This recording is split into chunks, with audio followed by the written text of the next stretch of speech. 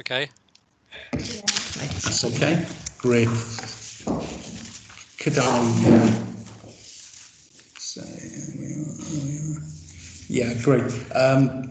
Could I ask you to mute when you're not obviously taking part when you're speaking, and also that the proceedings will be they're not being streamed live, but they are being recorded. Okay. Could I, first of all, then, could we have a roll call? Okay. Could you? Can you hear me? Can you? Do you want to shout out or? Yeah. Lyndon Jones. Yes. Cyril Anderson. Cyril? No. Mike Day. Yeah. Mike Dirk. Okay. Steve Gallagher. Yes, I'm here. Louise Gibbard. Yes, present. I can see Louise. David Halliwell. Present. Yes. Beverly Hopkins. Present. Linda James. Yes. Sue Jones. Yes. Myron Lansdowne. Present. Linda Tyler Lloyd. Linda Tyler Lloyd. Can't get this on. Yes, present. Dave Anson Thomas.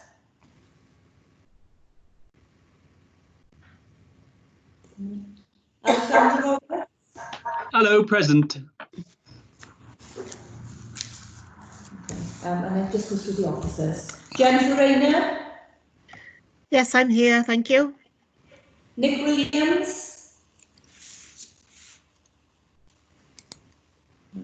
Helen Morgan-Rees. Present. Do we know if Nick is joining us or? Yes, he is, Chair. Okay, great, thank you. Well, could I welcome everybody to our first virtual meeting for the Education Schools Performance Panel. Very pleased to welcome everyone, but in particular to Jen Rayner, our Cabinet Member, to Helen and of course Nick when he joins us. Could I ask if there are any apologies for absence? We received one apology from Mike Dirk. Oh, one apology from Mike Dirk. Okay, great. Thank you.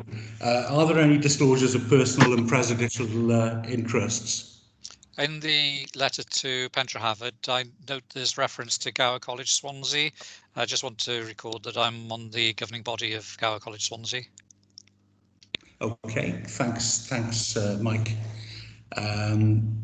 Anybody else? Yes. I haven't got a hand to let you know. Can you hear me? Yes. Sue, isn't it? Sue Yeah. Jones.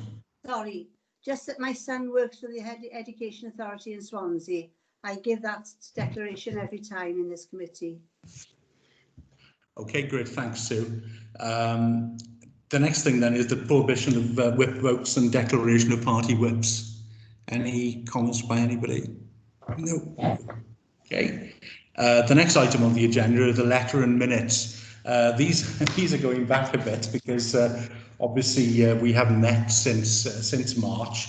If I could quickly go through them, you've got the letter to the cabinet member. The response from the cabinet member on the 16th of January. Are there any comments about that? No. Okay. Thank you. Then we have the minutes of the Scrutiny Performance Panel for the 13th of February. Any comments about accuracy to those? Yes, who is that? Somebody has put their hand up, have they? Just joined. Oh, somebody joined, sorry, yeah. Right, no comments with that. Then the next one with the my letter to Councillor Rayner on the 13th of February? No. Okay.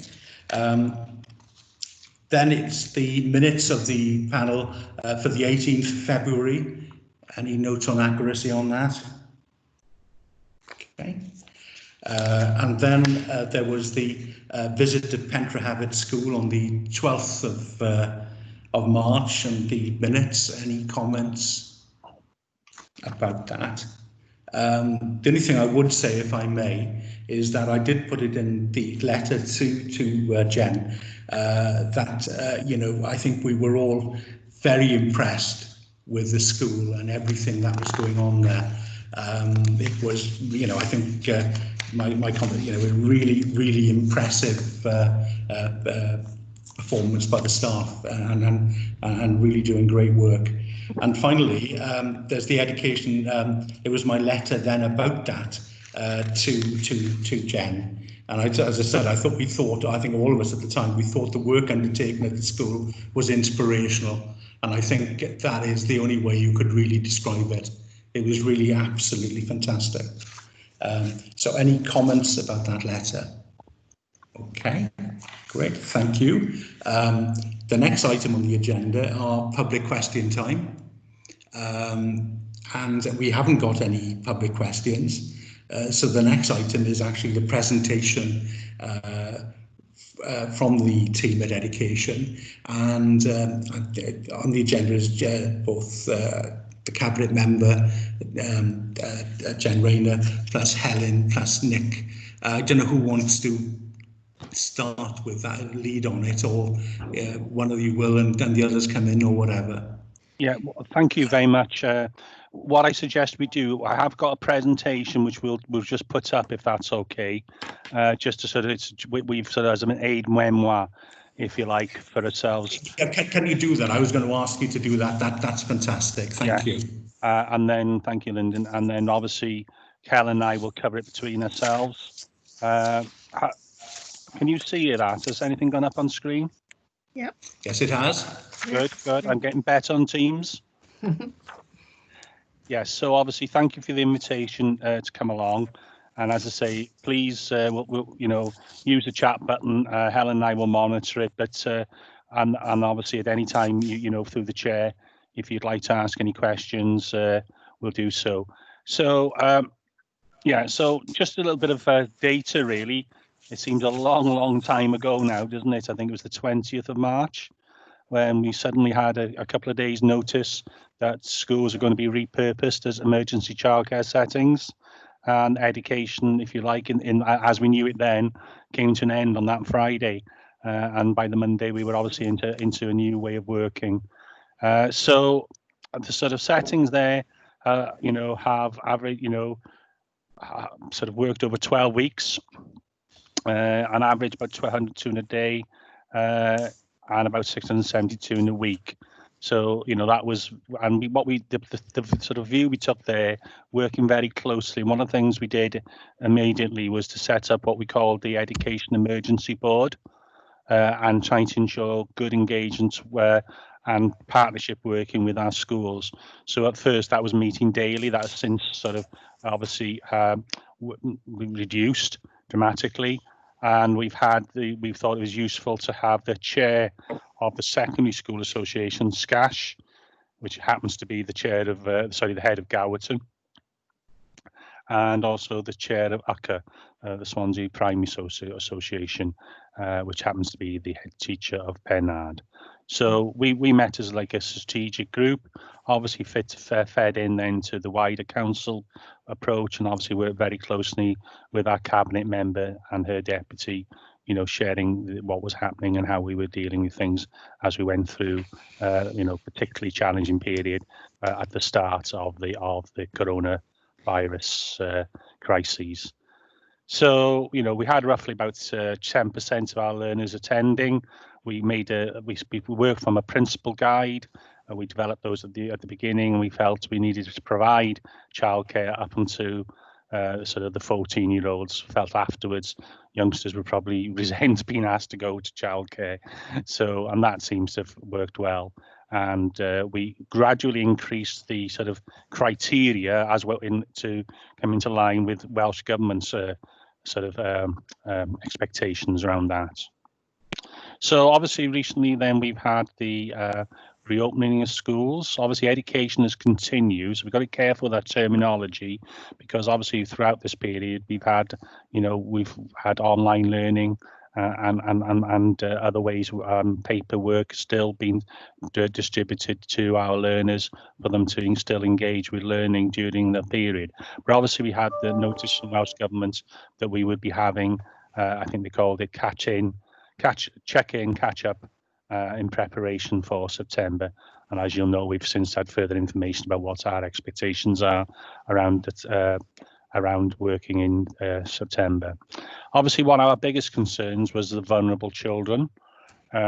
So, we worked very, very closely with our colleagues in Children's Services of Social Services and our schools to try and make sure that we have made sure that we have good provision for them.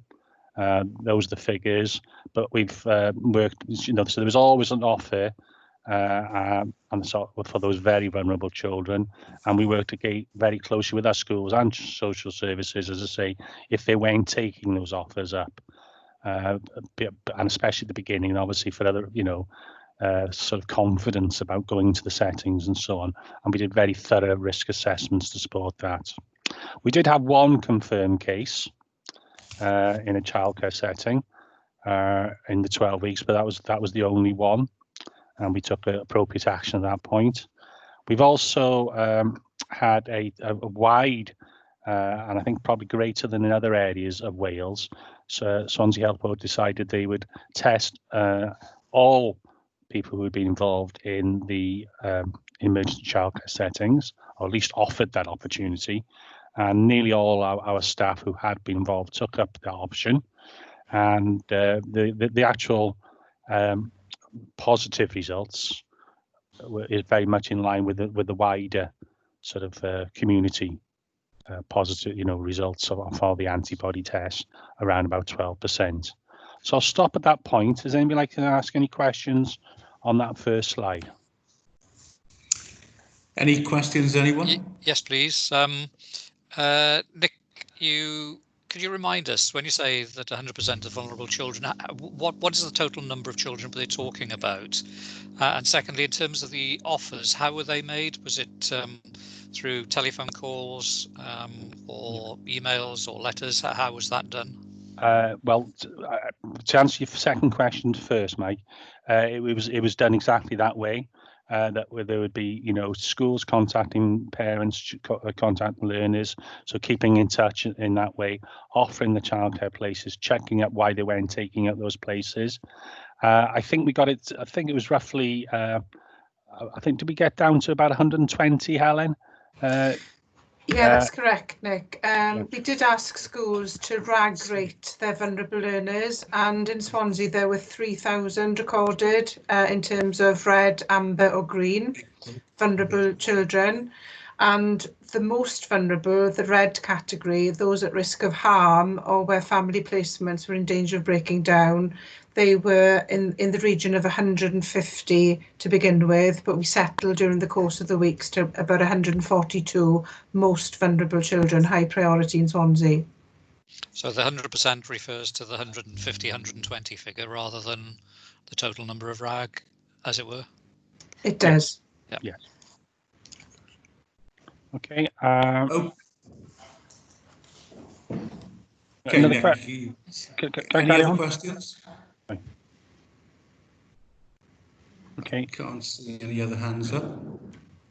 So as we say, the whole estate, we had a rapid repurposing of our schools and our pupil referral unit. There was a drop in attendance prior to the lockdown, because obviously it was imminent, wasn't it? If you think back to that, particularly that last week in March, before schools locked down, not the last week of March, it was so we were already having an impact. And obviously we had a number of staff who were identified as vulnerable or actually had the shielding letter. So we worked on about a 75% capacity at that time. And I think we've already Okay. covered those items. Okay. Any questions on that, or shall we move on with the presentation? Okay. Okay. Shall we move on with the presentation? Yeah. So obviously, one of the biggest things was obviously, we know how important in normal times free school meal provision is for our learners. Given, and it's a huge number in Swansea, and of course that was increasing as we went through this crisis as well, as more and more families became eligible. So we had to look. In the first instance, we did a sort of grab and go, and that was challenging, very challenging in the start of the crisis, into what we could actually put into the bags, because of access to foods, and I wouldn't have been what we would perhaps chosen to put in normal times. Sometimes we do that when schools go on school trips, for instance, but obviously we did our very best. We then moved to a weekly bag drop, and then we moved, once we could put the infrastructure in behind, to offering parents either to continue with a weekly food bag or to move on to a BACS payment. And the BACS payment was generous in some respects, of £19.50, because obviously that was more than we would, and certainly through some economies of scale, would be offering for school dinners on for 5 days. But also had a little bit of coverage for breakfast as well. So I don't know if anybody wants to ask any questions about the free school meals provision. Any comments? Any questions? No, you're okay. Okay, obviously the next one's particularly around ongoing education. Obviously very concerned about this, as this progressed, and about how we could support our learners. Schools are very quick, in fairness, to give resources to children to complete. But obviously that was built up. We were lucky in Wales. We had the hub platform. So it took a little bit of time, and it's a different skill, in fairness, to teachers as well, to deliver online resources and online lessons. We tried to, obviously we had to very carefully balance the call for live lessons alongside safeguarding issues, and also accessibility to those, because not every child and every family could access attend a lesson at a particular time. So we've set up a virtual school in Swansea, and we put in an awful lot of resource and training then to support staff to be able to put that resource up there for families, and obviously most importantly the children, to access. So I don't know if there's any questions about digital accessibility. Could I ask, has the system been able to cope? One of the challenges in the past with some schools has been the bandwidth, as it were, the ability to deal with all of the demands. Has there been any issue with that sort of problem? No, Mike, that hasn't come through. In fact, we've had very complimentary comments about that element. Great. Obviously, what took a little bit more time was getting out the devices to families who didn't have IT, and it's not, so we had challenges where families were trying to do the work on a mobile phone, or it might even be the child's, and that's okay, but to some respect, but it's limited. Or if there was a computer in the home and there were 3 children in the home and 2 adults working from home, it was again getting that accessibility to a computer. So that was, and then obviously we work very closely with our secondary schools in particular to repurpose machines. And in fairness, so some of our schools have already started to do that. But then, so we've tried to make sure that those machines have gone out to those families who need machines.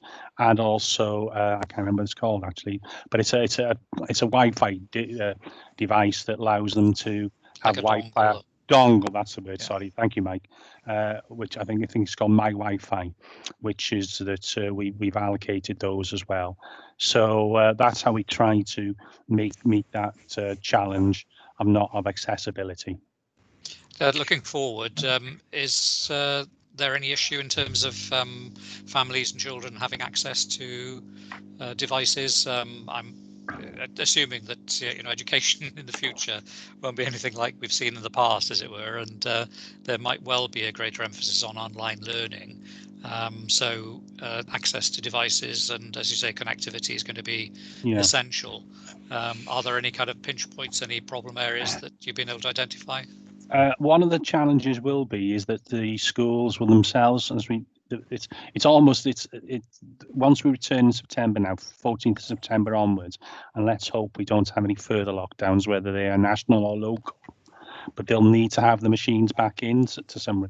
They are being replaced. What Welsh Government did say there was that, so we've tended to given out the older machines, and there will be a delivery of newer machines.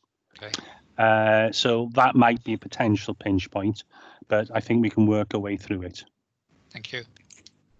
Thanks, Nick. What sort of level of engagement did you get through digital learning? I haven't got the figures to hand. I don't know if Helen can help on that one. Yeah, obviously it was patchy. We did receive feedback from both primary and secondary schools, and where engagement was patchy, one of the exercises that secondary schools undertook in particular was to ask really what the barriers were to that digital remote learning or even paper-based learning, and how that engagement could be improved. So I think most of our schools were very proactive in seeking feedback and responding to that feedback, and maybe having conversations around their well-being, and what would it take to increase their well-being in order for them to engage with the learning that was provided either digitally or on paper. Good, thank you, Helen. It could probably work the other way as well, in the sense that some children who don't engage in class, because it's remote learning, and it is something that they might enjoy more. Possibly, I don't know, but interesting. Right, Nick, if you want to, if there are no other questions, if we can move on. Sorry, Chair, I've got a question. Alexander Roberts. Thank you. Yeah, yes. Just to really build on Mike's questions and the responses from Nick and Helen around capacity. And perhaps it's too early to talk about recovery or waking up from lockdown and returning to normal, but fingers crossed and all those caveats. Just looking to the future in terms of lessons learned and building on the success of the Swansea Virtual School and all the parts that have been put in place, perhaps the IT infrastructure as well. How can we build on that success and that massive increase in engagement, this move to education online? What steps are we going to do to make sure we don't lose any ground? Because this is a new modus operandi, isn't it, for pupils and staff? So, let's not lose any of this good stuff moving forward. Well, thank you, Alexander. We will continue to do this as well.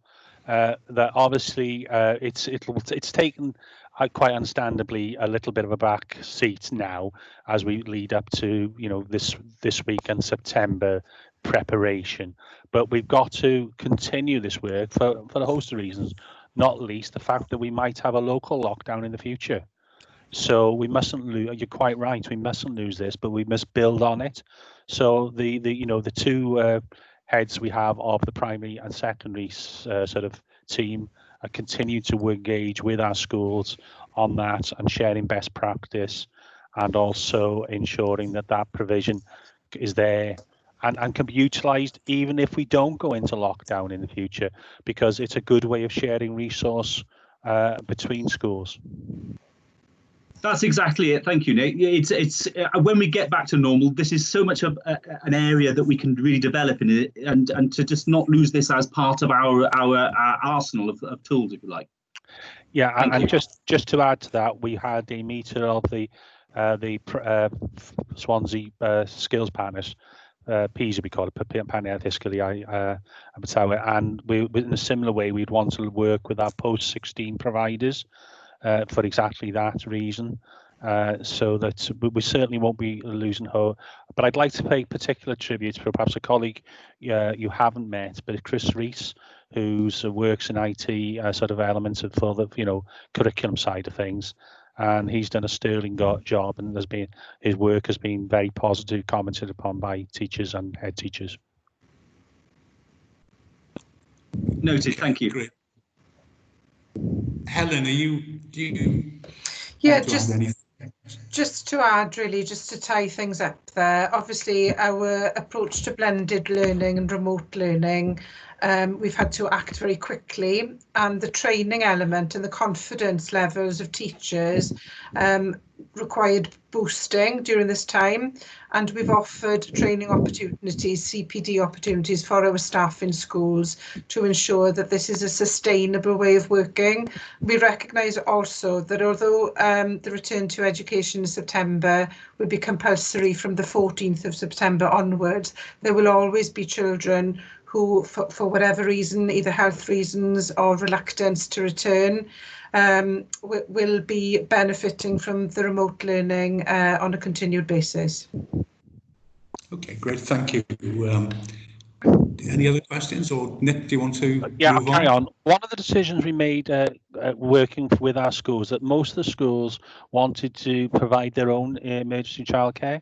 We did have some cluster working. We had one secondary school, which are, well, two actually, which became the cluster, the hub, but we didn't go in to a fully hub-based model. That meant in some schools there was very limited numbers, but that was a decision we made in partnership with schools.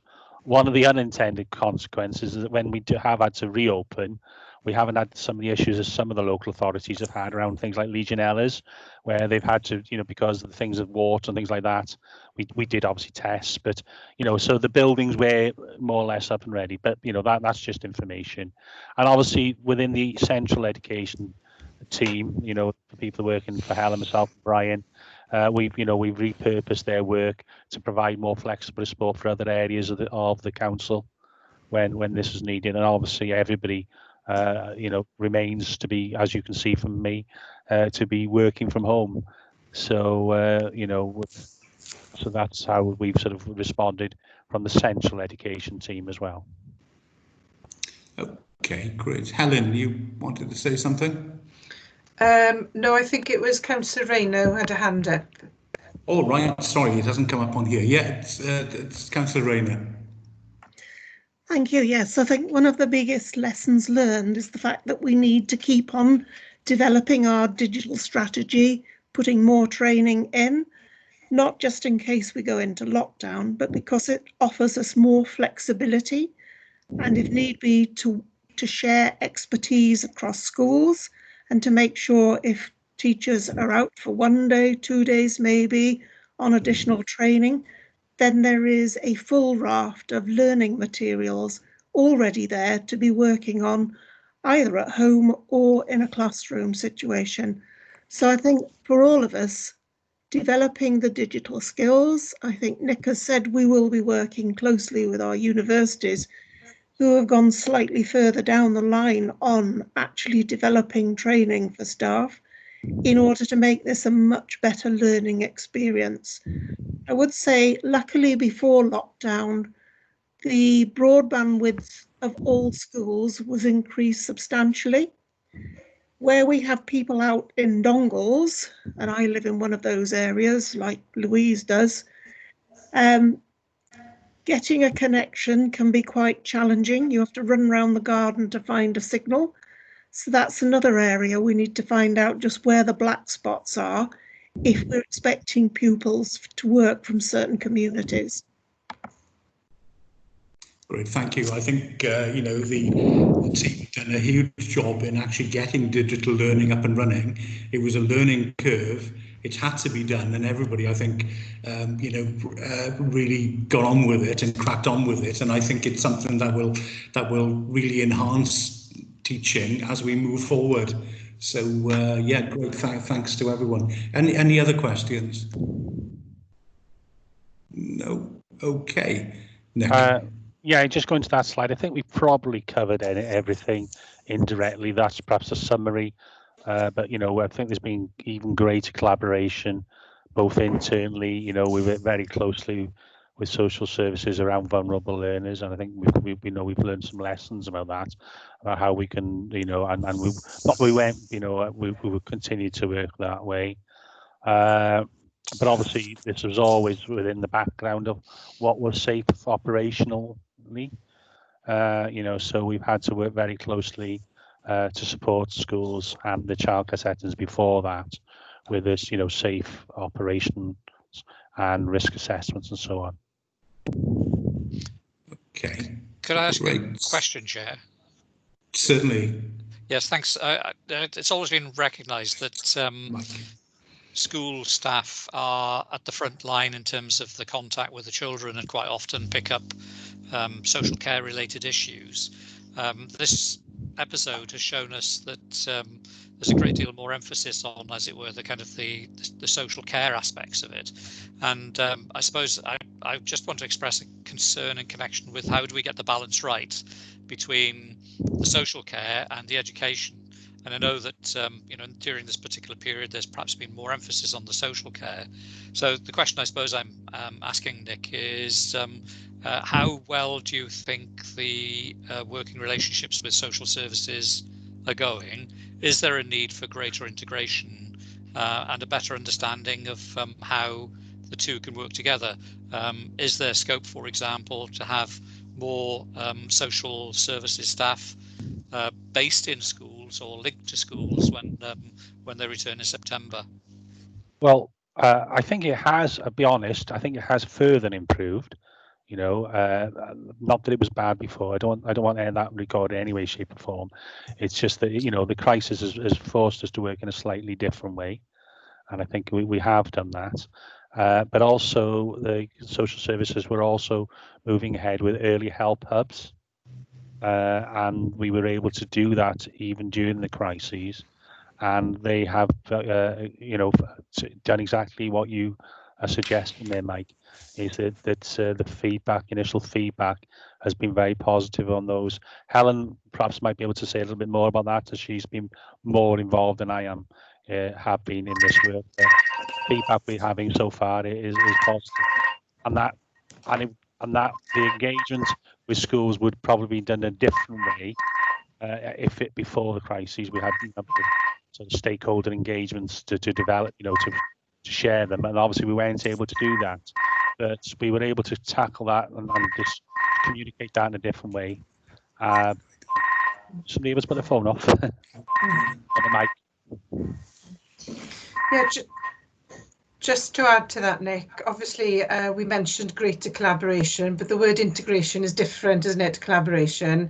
And we did see a great deal of integration during the crisis that we will capitalise upon and continue. And that integration in terms of using resources wisely and having resources close to our schools is something that we really want to perpetuate after we come out of this challenging situation. But I think the relationships and the rapport developed between officers working across departments is key to the success in the future. And if we can integrate our resources, that can only be good news. And we look forward to working in the same vein going forward. Okay, thanks, Helen. Nick?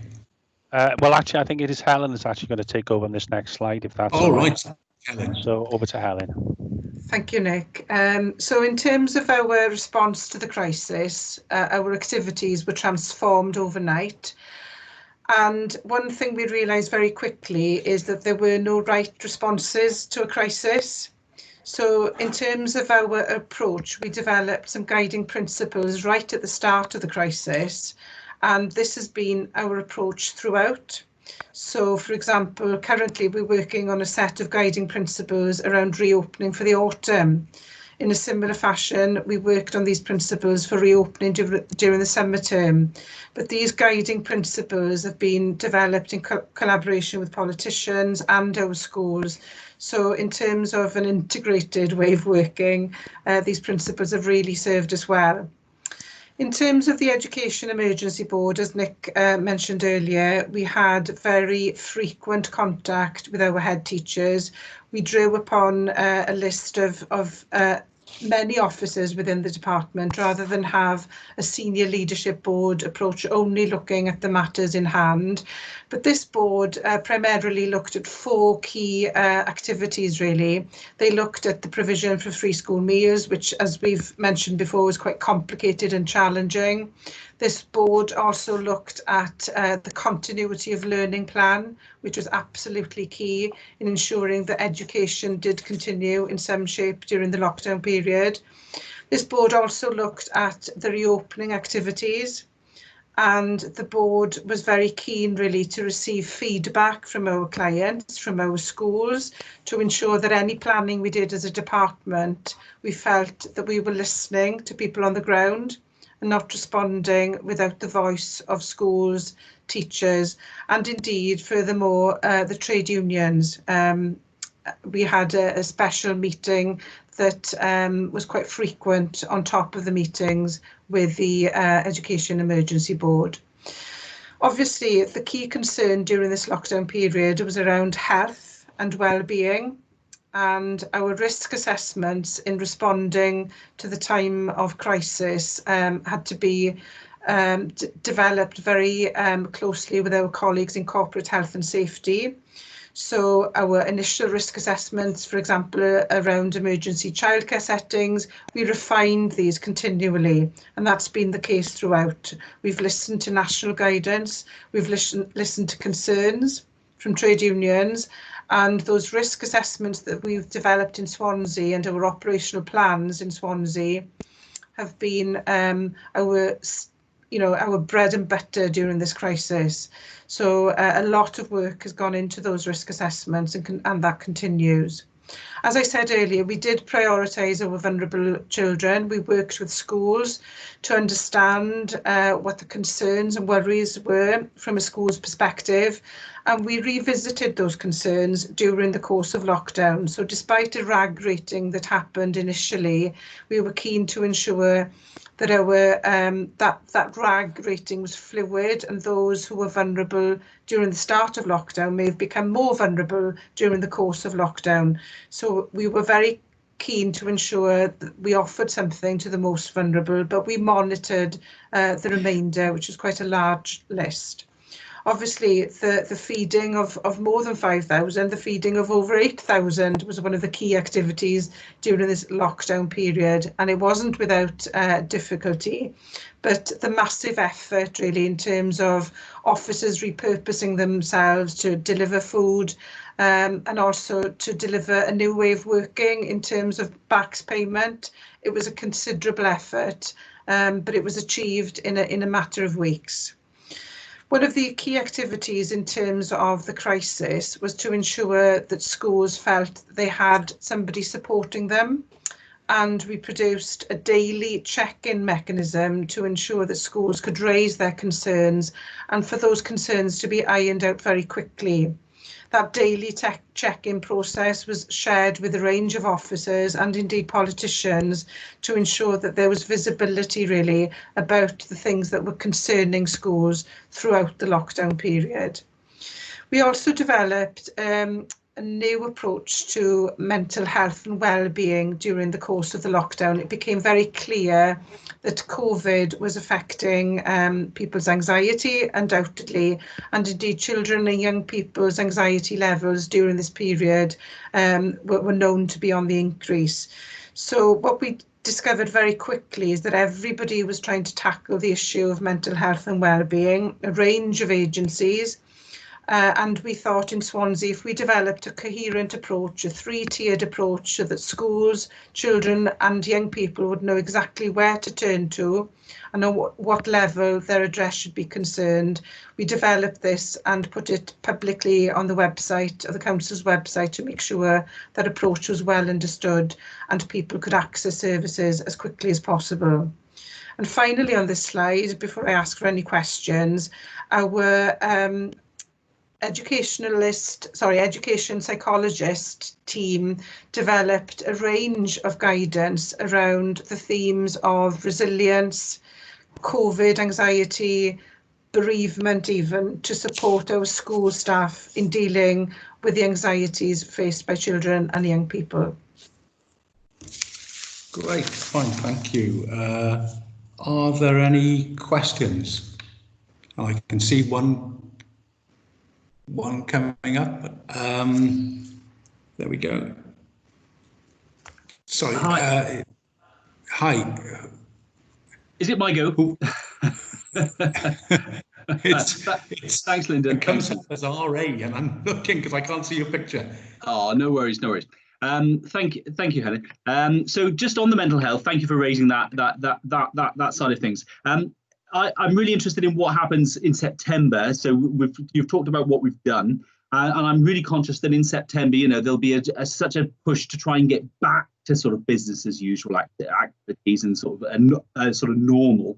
And in terms of mental health, I wonder if the mental health caseload is just the tip of the iceberg that we're aware of now, because everyone's so distributed in the community, and how well we might be set up come September to cope with people who will have anxiety about just going out or just going to school in that normal way. Are you confident that those measures that you've just set out are sufficient to cope with any sort of increased demand come September, or a change in demand in September? Undoubtedly, we'll have to revisit our guidance and support that we offer during the course of lockdown and issue that again in terms of that successful transition back to schools. The demand, it's difficult to gauge precisely what the demand levels will be on return, but there are two approaches we can take. Nothing beats good teaching and learning in terms of getting children back to normal. So that approach is one that we'd be keen to adopt, but there'll always be children and young people who have suffered and require referral to more services than a school can provide. And I think being alert is our key piece of armour in all of this, to make sure that we are alert and attuned to those well-being concerns. And one of our guiding principles throughout all of this is to ensure that the well-being becomes the primary concern when children return, either now or during the autumn period. So we will be monitoring carefully. We will be providing more training to staff. For example, we've offered crews bereavement training. This has been really well taken up in Swansea. We will continue to supply as much advice and guidance and monitor the demand very carefully. Undoubtedly, there will be a stretch on services. Great, thanks, Helen. A couple of hands up. First, Jen Rayner. Lyndon, I can't get back in, but can you hear me? Because I've got a question for, afterwards. Yeah. Okay. Linda, I just asked Jen Rayner. I'll call okay. You shortly. Yeah, that's all right. It's just I haven't got the picture up on screen. Okay. Yeah, that's okay. I'll just go back to Jen and we'll come on to you shortly. Okay. Jen. Thank you. 2 points following that question. I don't think anyone in schools or education is thinking of a return to September as going back to what we thought was normal. We know it's going to be substantially very different. And on the question of additional support for mental health, can I refer you to a question from Councillor Peter Black at the last council meeting, to which I have responded in writing on how the department intended to spend the extra money it had got for wellbeing and mental health. Some of it from the Education Department of the Welsh Government, but quite a large sum from the Health Department of the Welsh Government. So just refer you back to that information. 2 separate sets of funding to be spent on wellbeing and looking after children's mental health. Great, thanks, Jen. Linda. Okay, these are 2 questions that I've been asked to ask from the Governor of Wales School. One of them is there going to be any more support for the disadvantaged pupils who have missed out during lockdown?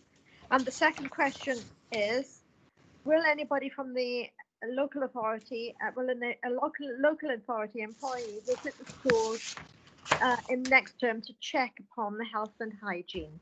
Okay, thank you.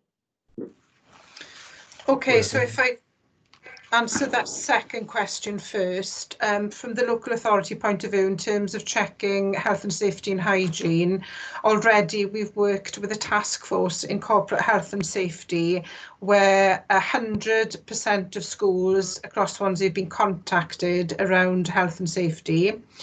90% of schools have been visited by a health and safety officer, and where no visit took place, then a telephone consultation took place between a health and safety officer and a member of the school's senior leadership team. And those conversations on telephone were where confidence was high around the premises checklist that had been undertaken. And separately to that, there was a Legionella testing procedure that took place in every school that needed it. Thank you. Then just to answer the first question, it's asking about support around disadvantaged pupils who have missed out. Well, obviously some of the check-in and catching up time during the last 15 days of the summer term have been there really. The purpose was to enable disadvantaged learners to come into school and catch up. And obviously during the course of the lockdown, where children haven't been engaging well with any remote learning or paper packs, schools have been checking up to make sure that, you know, nobody's falling too far behind. But moving forward to September, obviously it will be almost like a starting point again for many of our children. So it's not to say that we will assess everybody in week 1 to find out how far behind they are, because that term of being far behind really is almost unhelpful, because they've been affected by a crisis. It's not their fault that they're behind with their work. But certainly there will be a period of transition, not normally for, you know, the year 6s to year 7s, but transition will be there to ensure that everybody gets what they need in terms of primarily their well-being, to make sure they're ready for learning, and also to check, you know, the gaps. But I think ultimately this will mean that we will have to look freshly at literacy and numeracy to make sure that the basics are there before we move on to reintroducing a skills curriculum. We need to make sure that the right knowledge, the right basics are there before we move forward. And that may take time to recover. But our schools, they're not going to move too quickly to assess these children. They're going to take a lot of time to ensure their well-being is right to begin with. Thank you very much. Thanks, Helen. Jen has got her hand up.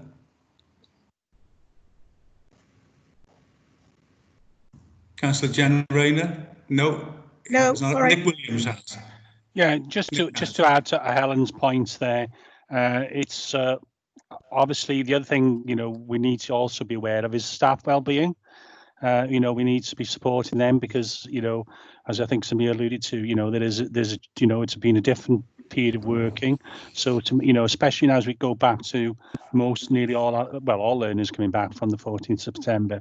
So that's how we support that. Will be key. And the other point I wanted to add, you probably will have heard Welsh Government's announced about extra staffing. Just to say at this point, we've had no clarity yet from Welsh Government about what formula they will be utilising than what was in the initial statements. So, you know, if you're a governor of a particular school, at this point, I'm sorry, we do not know what that will actually mean for your school. Thank you. Great, thanks, Nick. Could I ask Helen that we did mention it earlier about it would be good to find out what sort of level of engagement has taken place with remote learning. So that would be quite a useful figure. And I think you mentioned you'd try and get that. The other thing, if I could, when we talk about repurposed schools, schools that remained open during lockdown to act as the hubs, obviously incurred costs during that time, while schools that didn't open up were mothballed and didn't. So they, if you like, have a cash windfall. Are the schools that actually opened going to be given some of that money back? of the costs that they've incurred. Sorry, can you repeat the question? I didn't quite catch that. Yeah, sure. Yeah, schools that remained open. When you're talking about repurposed schools that remained open during lockdown to act as hubs, obviously incurred costs against schools that were mothballed, that weren't open. So obviously they incurred costs. The schools that were mothballed didn't incur any costs, really, or minimal costs. Are the schools that actually opened going to get some of that money back? My understanding that, and perhaps we might need to come back on that one, Lyndon, to you, is that as you say, the agreement to stay open was a school-based one. So that the reason why we had so many schools open across Swansea is because that's what the head teachers and assume the governors wanted to do. And I know that to be true from my meetings with governors. So in effect, they haven't incurred additional costs because they would have been open during that period. Anyway, they will have also made some savings because not every room would have been open. So it's very difficult then to work out, say thinking utility costs, for instance, what is and isn't and so on. So, but obviously any additional cost beyond that, we will obviously be claiming that back from Welsh Government. But that was a decision that was made, by clusters of schools or individual schools. So if you like, there were some slight winners, but then I think trying to reallocate all the funding would be a huge task.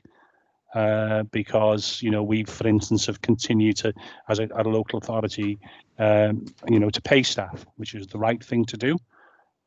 So in other words, a lot of the costs didn't, and I'm thinking things like our, paraprotective teams and so on. So all those costs, or if you like, in the school that didn't open up, perhaps the caretaker was continued to paid, but wasn't actually on the site as much as he or she would have been. So I think trying to resolve all of that, it was so I think I will double check this, but the decision was taken that, that it would, that we would pay things as they are, keep things as they are, rather than trying to reallocate funding. Okay, thanks, Nick. Linda Tyler-Lloyd has put her hand up. No. Obviously.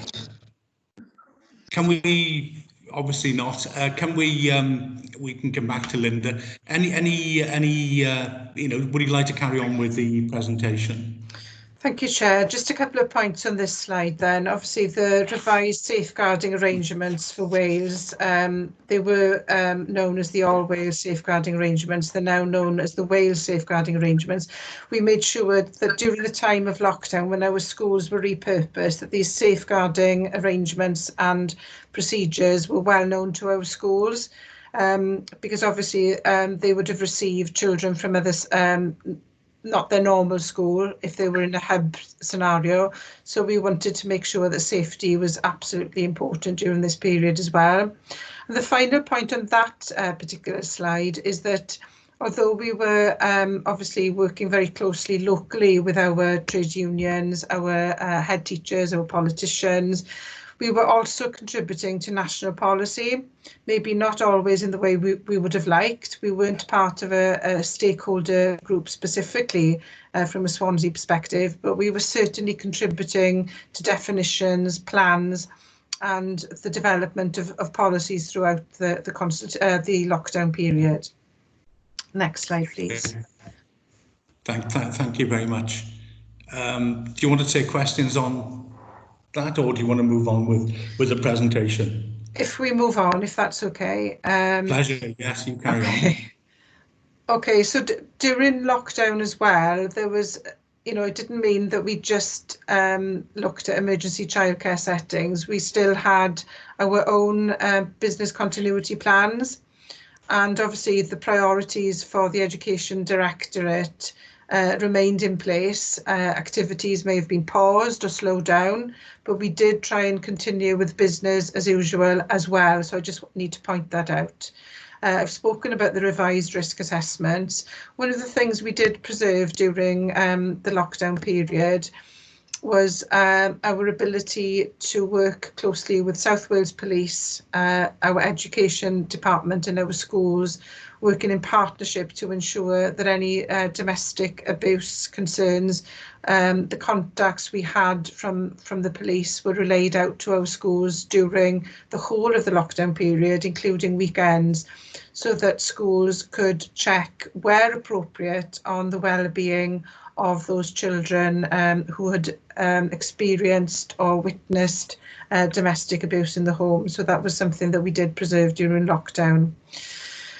Obviously, our special schools and our children attending specialist teaching facilities, personal protective equipment was required for staff working with some of those most vulnerable children. So we did spend considerable amount of time accessing PPE, personal protective equipment. If we move to the next slide, please, Nick. And okay. Obviously, Welsh Government throughout this period required us to report on all kinds of things in terms of what we were doing for vulnerable learners, the attendance in our settings. So we were monitored quite closely by Welsh Government on a local government level. We also, as Nick alluded to, we had to revise our approach to live streaming of lessons. Initially, we thought that this was off the table, but during the course of lockdown, we did provide further guidance to our schools on how to achieve this successfully. We also provided specific guidance to families and to staff in schools working with children who had additional learning needs. So obviously we have a cohort of children in Swansea who have statements, and we ensured where possible that the provision for the recommendations within those statements continued as far as possible, albeit on a remote level. We also disseminated our good practice during this period. So you would have heard me talk in a previous slide about our continuity of learning plan. And we were very concerned really about our ability as a department and schools across Swansea, if we could continue with any learning that was worthwhile. But we soon discovered that our schools, between them, had devised fantastic ways of remote learning, blended learning, synchronous lessons, asynchronous lessons, whatever you want to call it. They found a way to reach out to their families. And this was quite interesting really to observe the amount of work that had gone into it. So we managed to collect all of that information and disseminate it back out to schools so the best practice could be of benefit to all our schools. I've spoken about the attendance monitoring that we had to undertake closely. I've spoken about the daily concerns, and what we did manage to do in terms of our vulnerable children attending our settings. Right at the beginning, obviously we had our red learners that we were most concerned about, making sure that they did attend a setting so they could be seen and that any difficulties could be ironed out. But towards the end of lockdown, we were seeing a much higher number of vulnerable learners attend, and this was really encouraging in terms of getting the confidence of families to get their children into school, just to attend a session here, a session there during the lockdown period. Happy to take any questions on that slide. Okay, any questions, anyone? No, can't see any hands up. So if you'd like to carry on.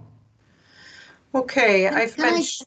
Sorry, Lyndon, I haven't got a hand facility on my... All right, Sue, fine. Can I just say how I am really impressed at every school in Swansea and how much they've done, and I think we need to celebrate the commitment and the work that the teachers of this authority have done in this horrible situation. Yeah, totally agree. Yeah, no, I totally agree. Any other questions before we move on? No. Okay, Helen. Okay, moving on to the next slide. Obviously, this is an aid memoir for Nick and I to touch on the main points, so we will have alluded to these already. But as elected members have stated, this has been a very challenging time for our schools, and to try and preserve the continuity of learning has been a real challenge, but they've managed admirably. So as I said earlier, we did ensure that all of our vulnerable children, that we were taking into account the fact that as time went on, their vulnerability may have increased. So we were engaging with our schools, and at some points, I think our schools were a little bit fed up of us asking them questions about vulnerable learners. But I think it was so important in terms of keeping learners safe, and obviously not being able to have eyes on them during this period. And indeed, when we were delivering food bags, it was an opportunity for us to see vulnerable families, even if it was at the doorstep. We were able to keep in touch with some of our most vulnerable. We did support our cohort of asylum seeker families and their children to make sure, where possible, that the difficulties they were facing with accessing food, information and equipment, that we tried to iron out those difficulties. And there were challenges around a lot of this, some of them to do with language barriers, but we've worked continually to try and support that particular cohort, and we'll continue to do so.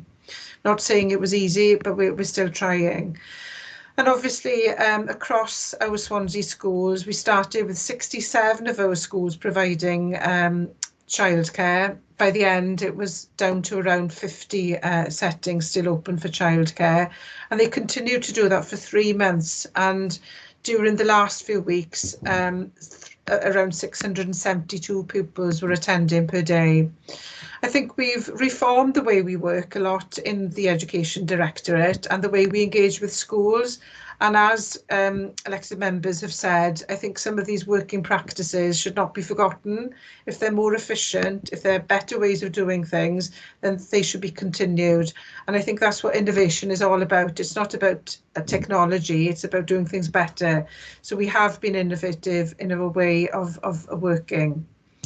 So happy to take any questions or comments on that slide. Thank you very much, Helen. Any questions?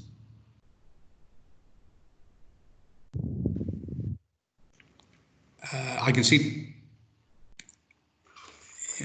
Nick is. Oh, no apologies, sir. I must have left my hand up. Hi, it's me. Sorry. It's Jen Rayner who's got her hand up. Oh, Jen, sorry, it's not coming up on this screen. Sorry, we'll get there. Yeah. Sorry, I just must add some points because my staff are far too modest. In supporting asylum seeker families, as asylum seekers don't usually have bank accounts, but they do have a need for free school meals, the department was really proactive on working with the Home Office to ensure that the funding for free school meals was put on the special cards that asylum seekers have, the Aspen cards. And Swansea is the only area apart from Northern Ireland in the UK where we have adopted that practice. So I'm very proud of the department. And also in supporting our ALN pupils and families, quite early on, the chief executive and the leader, following some work that had been done by the Autism Society, granted out letters and the right to go further for families with children with SEN statements and known additional learning needs, because we knew that those families and children being cooped up together with very limited opportunities outside was an additional pressure. So I'm really pleased that we were able to address that incarceration of children with additional learning needs. Can I come in as well, please, Thanks Lyndon? very much, Nick Williams. And just as anecdotally, I've got a friend who lives up in North Wales and with a severely autistic son. And he was, just, texting me, phoning me just to see, because as Councillor Rain has alluded to, it's a particularly challenging time for these type of, learners, the break of the routine and so on. And, what we were able to offer through our special schools was, greatly more beneficial to local similar children than they had in Swansea. In North Wales. The Swansea offer was much better. Great, thank you very much. Are there any other questions from anyone? No. Right, well, could I think that is the last item on the agenda. Could I really conclude by thanking everybody for attending? Could you, I'd like to thank Nick, Helen and the team in education, because you have, as Councillor Sue Jones said, done an absolutely tremendous job over this period. I'd also like to thank the head teachers and the head teachers and the and teachers and staff in the schools as well for doing an absolutely tremendous job. So thank you very much, and if you could pass that on to them. And I could see somebody has put their hand up. It's not coming up on the screen though. Councillor Miles Langstone. I'm Councillor Miles Langstone. There we go. Yes, it's me. So first of all, thank you for the presentation, and also thank you for everything that you've been doing. It's obviously fantastic to see all of this happening in Swansea. The question I've got, and I did raise it with Nick via email. So there's a lot of background noise coming in, I think, Miles. Apologies. Yeah, maybe just 2 seconds.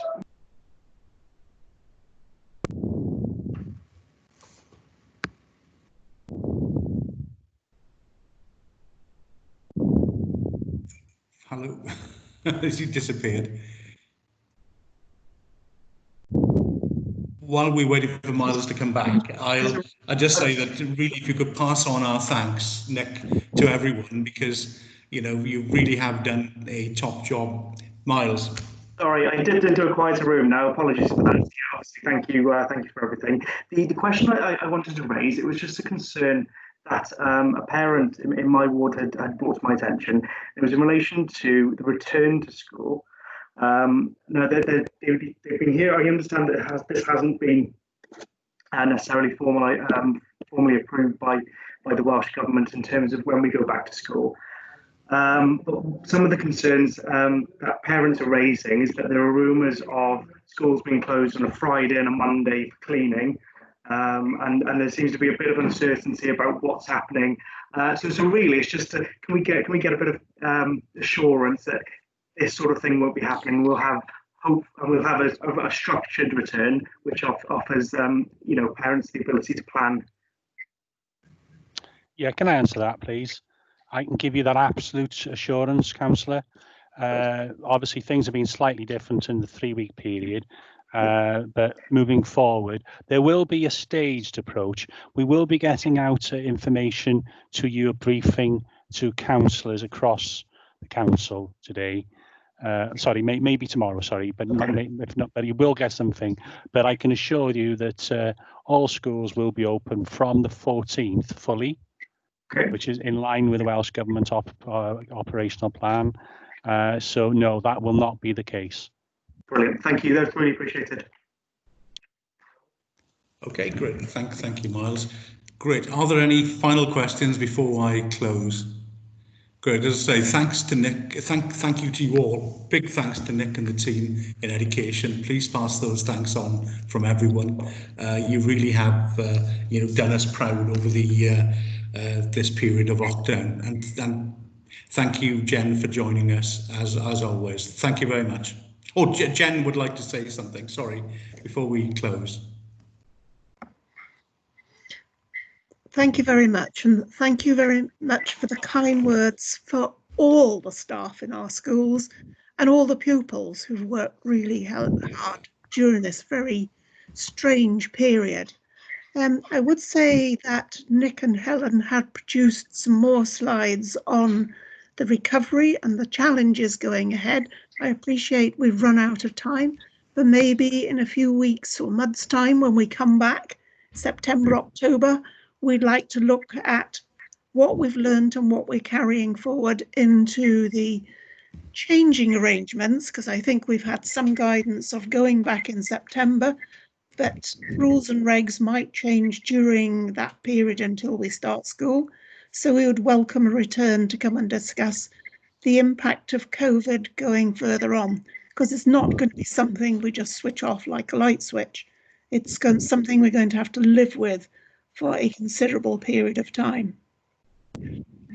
Great. Okay, great. Thank you very much, and thank you everyone. I almost said have a safe journey home, but most of you are. Thank you, Lyndon. Thank you, everyone. Yeah, if I don't see you before, try and have some break over the summer. And those who are chairs of governors, I'll be seeing chairs of governors tomorrow.